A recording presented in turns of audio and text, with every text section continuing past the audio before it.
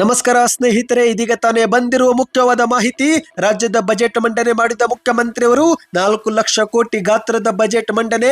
ಆದರೆ ಬಜೆಟ್ ನಲ್ಲಿ ರೈತರಿಗೆ ಮಾತ್ರವಲ್ಲದೆ ಮಹಿಳೆಯರಿಗೆ, ಕಾರ್ಮಿಕರಿಗೂ ಕೂಡ ಗುಡ್ ನ್ಯೂಸ್ ಕೊಡಲಾಗಿದೆ.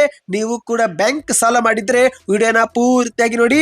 ಸಾಲ ಮನ್ನಾ ಘೋಷಣೆ ಕುರಿತಂತೆ ಒಂದು ಮುಖ್ಯವಾದ ಮಾಹಿತಿ, ಎಲ್ಲ ಸುದ್ದಿಗಳನ್ನು ಡೀಟೇಲ್ ಆಗಿ ನೋಡೋಣ. ಅದಕ್ಕಿಂತ ಮೊದಲು ನೀವು ಒಂದು ವೇಳೆ ನಮ್ಮ ಚಾನಲ್ಗೆ ಮೊದಲು ಬಾರಿ ಭೇಟಿ ಕೊಡ್ತಾ ಇದ್ರೆ ಕೆಳಗೆ ಕಾಣುವ ಸಬ್ಸ್ಕ್ರೈಬ್ ಬಟನ್ ಮೇಲೆ ಕ್ಲಿಕ್ ಮಾಡಿ. ಪಕ್ಕದಲ್ಲಿ ಒಂದು ಗಂಟೆ ಕಾಣಿಸುತ್ತೆ, ಅದು ಕೂಡ ಒತ್ತಿದ್ರೆ ರಾಜ್ಯದ ಮುಖ್ಯವಾದ ಮಾಹಿತಿಗಳು ನಿಮಗೆ ಸಿಗುತ್ತವೆ. ಈ ಒಂದು ವಿಡಿಯೋಗೆ ಲೈಕ್ ಮಾಡ್ತಾ ವಿಡಿಯೋನ ಪೂರ್ತಿಯಾಗಿ ನೋಡಿ. ಬನ್ನಿ ಸ್ನೇಹಿತರೆ, ಇಂದಿನ ಬಜೆಟ್ ನಲ್ಲಿ ಏನೆಲ್ಲ ಮುಖ್ಯವಾದ ಘೋಷಣೆಗಳನ್ನ ಕೂಗಲಾಗಿದೆ ಎಂಬುದನ್ನ ಡೀಟೇಲ್ ಆಗಿ ನೋಡೋಣ. ಹೌದು ಸ್ನೇಹಿತರೆ, ಇಂದು ರಾಜ್ಯದ ಮುಖ್ಯಮಂತ್ರಿ ಸಿದ್ದರಾಮಯ್ಯರು ಕರ್ನಾಟಕದ ಬಜೆಟ್ ಅನ್ನು ಮಂಡಿಸಿದ್ದಾರೆ. ಬಜೆಟ್ ಎಂಬುದು ಬರೇ ಹಾಳೆಗಳ ಮೇಲಿನ ಲೆಕ್ಕವಲ್ಲ, ರಾಜ್ಯದ 7 ಕೋಟಿ ಕನ್ನಡಿಗರ ಭವಿಷ್ಯ ರೂಪಿಸುವ ಕೈಪಿಡಿ ಎನ್ನುವುದು ನನ್ನ ನಂಬಿಕೆ ಎಂಬ ಒಂದು ವಾಕ್ಯದ ಮೂಲಕ ಮುಖ್ಯಮಂತ್ರಿಯವರು ಬಜೆಟ್ ಅನ್ನ ಶುರು ಮಾಡಿದ್ದಾರೆ. ಬಜೆಟ್ ನಲ್ಲಿ ರೈತರು ಮಾತ್ರವಲ್ಲದೆ ಕಾರ್ಮಿಕರಿಗೆ, ಮಹಿಳೆಯರಿಗೆ ಮತ್ತು ಹಲವರಿಗೆ ಹೆಚ್ಚು ಆದ್ಯತೆ ಕೊಡಲಾಗಿದೆ. ಹೌದು ಗೆಳೆಯರೆ, ಇಂದು ಕಾರ್ಮಿಕರಿಗೆ ಮುಖ್ಯಮಂತ್ರಿ ಸಿದ್ದರಾಮಯ್ಯರು ಬಜೆಟ್ ನಲ್ಲಿ ದೊಡ್ಡ ಘೋಷಣೆಯನ್ನ ಕೂಗಿದ್ದಾರೆ. ಹೌದು, ಇನ್ನು ಮುಂದೆ ಕಟ್ಟಡ ಕಾರ್ಮಿಕರ ಮಕ್ಕಳ ವಿದ್ಯಾಭ್ಯಾಸಕ್ಕೆ ಪ್ರೋತ್ಸಾಹಧನ ನೀಡುತ್ತೇವೆ ಎಂದು ಹೇಳಿದ್ದಾರೆ. ರಾಜ್ಯದ 31 ಜಿಲ್ಲೆಗಳಲ್ಲಿ 6ನೇ ತರಗತಿಯಿಂದ 12ನೇ ತರಗತಿವರೆಗಿನ ವಸತಿ ಶಾಲೆಗಳನ್ನು ನಿರ್ಮಿಸಿ ಹಿಂದುಳಿದ ವರ್ಗಗಳ ಕಲ್ಯಾಣ ಇಲಾಖೆ ಮುಖಾಂತರ ಈ ಒಂದು ವಿದ್ಯಾಭ್ಯಾಸಕ್ಕೆ ಪ್ರೋತ್ಸಾಹಧನ ನೀಡುತ್ತೇವೆ ಎಂದು ಹೇಳಿದ್ದಾರೆ. ಇದಕ್ಕಾಗಿನೇ 750 ಕೋಟಿ ರೂಪಾಯಿ ವೆಚ್ಚವು ಕೂಡ ಮಾಡುತ್ತೇವೆ ಎಂದು ಮುಖ್ಯಮಂತ್ರಿಯವರು ಘೋಷಣೆ ಮಾಡಿದ್ದಾರೆ. ಇದೇ ನಡುವೆ ಶೈಕ್ಷಣಿಕ ಮತ್ತು ವೈದ್ಯಕೀಯ ಹಾಗೂ ಇತರೆ ಸೌಲಭ್ಯಗಳನ್ನು ಕಾರ್ಮಿಕರಿಗೆ ವಿಸ್ತರಿಸುವ ಕುರಿತಂತೆ ಮುಖ್ಯಮಂತ್ರಿಯವರು ಹೇಳಿದ್ದಾರೆ. ಇನ್ನು ನೋಂದಾಯಿತ ಕಟ್ಟಡ ಕಾರ್ಮಿಕರು ಸಹಜ ಮರಣ ಹೊಂದಿದ್ರೆ ಈ ಒಂದು ಹಿಂದೆ 75,000 ರೂಪಾಯಿ ಇದ್ದಂತ ಹಣವನ್ನು 1.5 ಲಕ್ಷಕ್ಕೆ ಏರಿಕೆ ಮಾಡುತ್ತೇವೆ.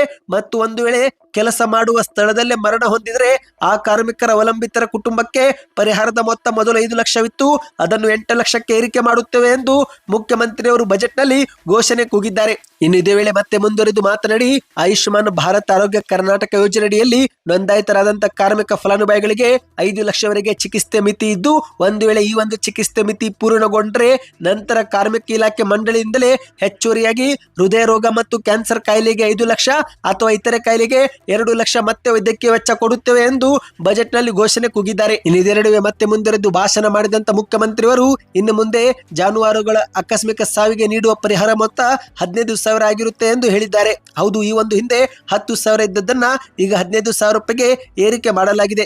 ಒಟ್ಟಿನಲ್ಲಿ ಸ್ನೇಹಿತರೆ, ಈ ಬಾರಿಯ ಬಜೆಟ್ 4 ಲಕ್ಷ ಕೋಟಿ ಆಗಿದ್ದು, ಶಿಕ್ಷಣ, ಆರೋಗ್ಯ ಸೇರಿದಂತೆ ರಾಜ್ಯದ ಅಭಿವೃದ್ಧಿಗೂ ಕೂಡ ಆದ್ಯತೆ ಕೊಡಲಾಗಿದೆ. ಬೆಂಗಳೂರಿಗೆ ಮತ್ತೆ ಅನುದಾನ ರೂಪದಲ್ಲಿ 7,000 ಕೋಟಿ ರೂಪಾಯಿ ಹೆಚ್ಚಿಗೆ ಆಗಿ ಮುಖ್ಯಮಂತ್ರಿಯವರು ಘೋಷಣೆ ಮಾಡಿದ್ದಾರೆ. ಇದೇ ನಡುವೆ ಸರ್ಕಾರಿ ಪ್ರೌಢಶಾಲೆ ಅತಿಥಿ ಶಿಕ್ಷಕರ ಗೌರವಧನವು ಕೂಡ ಹೆಚ್ಚಳ ಮಾಡಲಾಗಿದೆ.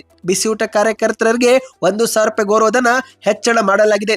ರಾಜ್ಯದ ಎಲ್ಲ ಶಾಲಾ ಮಕ್ಕಳಿಗೆ ಈ ಒಂದು ಹಿಂದೆ 2 ಅಥವಾ 3 ದಿನ ಮಾತ್ರ ಮೊಟ್ಟೆ ವಿತರಣೆ ಮಾಡಲಾಗುತ್ತಿತ್ತು, ಇನ್ನು ಮುಂದೆ 6 ದಿನಗಳಿಗೆ ವಿಸ್ತರಣೆ ಮಾಡುತ್ತೇವೆ ಎಂದು ಹೇಳಿದ್ದಾರೆ.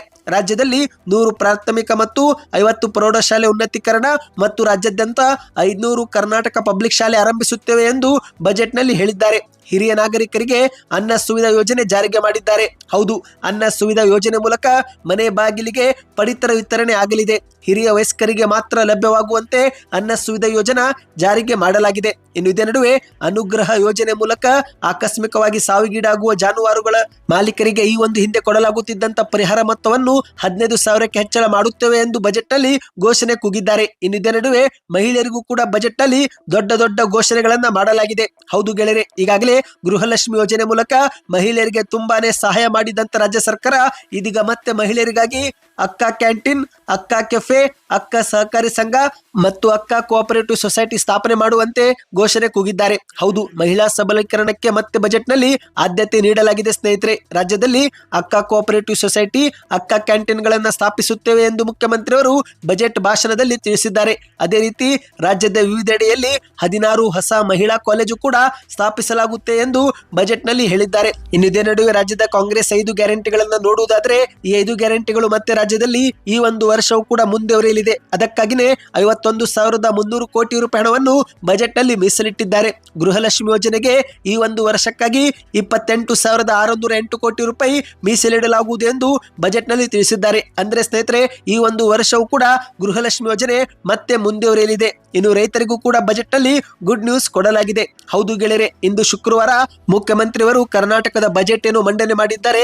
ಆದರೆ ಇದರ ಹಿಂದಿನ ದಿನ ಗುರುವಾರದಂದು ರೈತರು ಹೋರಾಟ ಮಾಡಿದ್ದಾರೆ. ಹೌದು, ಬೆಂಗಳೂರಲ್ಲಿ ಸ್ವಾತಂತ್ರ್ಯ ಉದ್ಯಾನವನದಲ್ಲಿ ರೈತರ ಸಾಲ ಮನ್ನಾ ಮತ್ತು ಸ್ವಾಮಿನಾಥನ್ ವರದಿ ಜಾರಿಗೆ ಮಾಡುವಂತೆ ದೊಡ್ಡ ಮಟ್ಟದಲ್ಲಿ ಹೋರಾಟ ಮಾಡಿದ್ದಾರೆ. ಆದರೆ ಬಜೆಟ್ ನಲ್ಲಿ ಮುಖ್ಯಮಂತ್ರಿಯವರು ಸಾಲ ಮನ್ನಾ ಮಾಡಿಲ್ಲ, ಬದಲಿಗೆ 2 ಬ್ಯಾಂಕುಗಳ ಸಾಲದ ಮೇಲಿನ ಬಡ್ಡಿ ಮನ್ನಾ ಘೋಷಣೆ ಮಾಡಿದ್ದಾರೆ. ಹೌದು ಗೆಳೆಯರೆ, ನೀವು ಕೂಡ ರೈತರಾಗಿ ಈ 2 ಬ್ಯಾಂಕುಗಳಲ್ಲಿ ಸಾಲ ಮಾಡಿದ್ರೆ ಬಡ್ಡಿ ಕಟ್ಟುವ ಅವಶ್ಯಕತೆ ಇಲ್ಲ, ಕೇವಲ ಅಸಲು ಕಟ್ಟಿದ್ರೆ ಸಾಕು.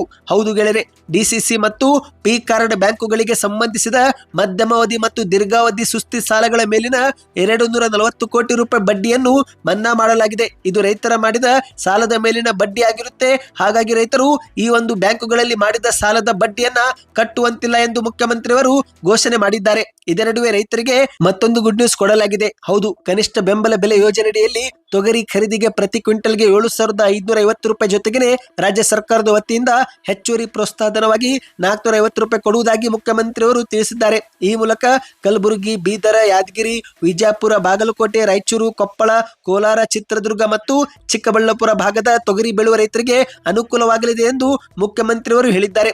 ಸದ್ಯಕ್ಕೆ ಅಷ್ಟೇ ಸ್ನೇಹಿತರೆ, ಈ ಒಂದು ಮಾಹಿತಿಗಳು ಇಷ್ಟವಾಗಿದ್ರೆ ವಿಡಿಯೋಗೆ ಲೈಕ್ ಮಾಡಿ. ಬಜೆಟ್ ಬಗ್ಗೆ ಇನ್ನಷ್ಟು ಎಲ್ಲ ಮಾಹಿತಿ ಬೇಕಂದ್ರೆ ಕಮೆಂಟ್ ನಲ್ಲಿ ನೆಕ್ಸ್ಟ್ ವಿಡಿಯೋ ಎಂದು ಕಮೆಂಟ್ ಮಾಡ್ತಾ ಈ ಒಂದು ವಿಡಿಯೋಗೆ ಲೈಕ್ ಮಾಡಿ ಮತ್ತು ಚಾನಲ್ಗೆ ಸಬ್ಸ್ಕ್ರೈಬ್ ಮಾಡಿ. ವಿಡಿಯೋನ ನಿಮ್ಮ ಗೆಳೆಯರಿಗೂ ಕೂಡ ಶೇರ್ ಮಾಡಿ.